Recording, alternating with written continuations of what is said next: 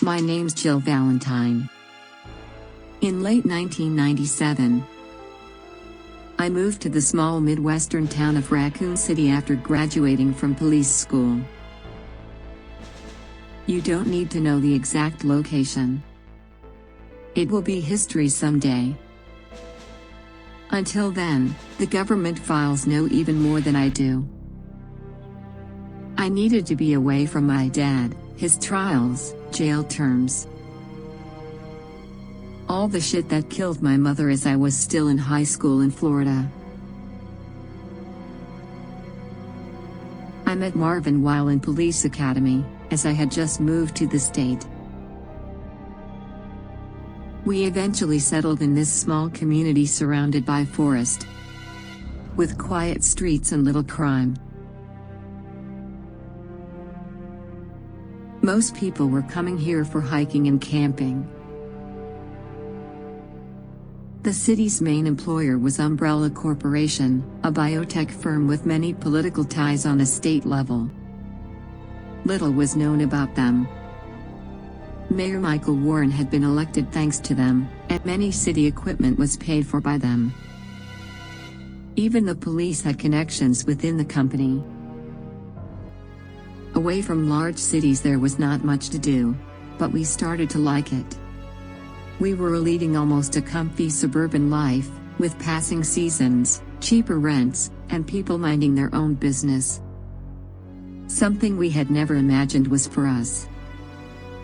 It was the least I could do to start over. With Marvin, I could think of a quieter future. Though his security firm wasn't exactly taking off, we were living a more tranquil life than ever before. One night changed it all, in so many ways. After a series of savage murders across the county, Warren and the sheriff decided to do something. They suspected something was going on in a huge complex in the Arkley Mountains, owned by Umbrella.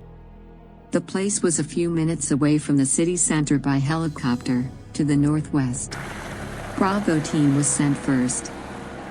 But at the end of the day, they were all silent. As I was having a drink with one of our dispatchers, I was called back to work. Clear instructions were given. As the day was declining, we got on another chopper. I didn't tell Marvin I was going. I wasn't supposed to, and didn't want to scare him with something probably not that serious. Chris, Brad, Barry, Al and I. We were Alpha Team, sent to investigate the disappearing of our colleagues. We flew over a large forested zone for about 10 minutes. I had never seen such a large estate. You can't imagine this on the outskirts of such a modest town. You don't even see it from the closest hiking trail. Brad had been instructed not to land on the estate's heliport. As soon as we were walking on the tall grass, Chris saw some smoke rising about 200 feet away.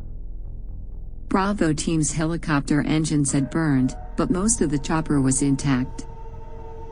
Within minutes we heard scary grunts, and Brad took off again. At this very moment one of us started to shoot at something.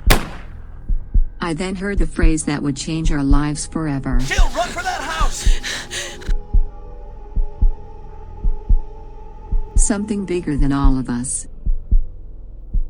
The unimaginable. Beyond any power. Beyond any resistance.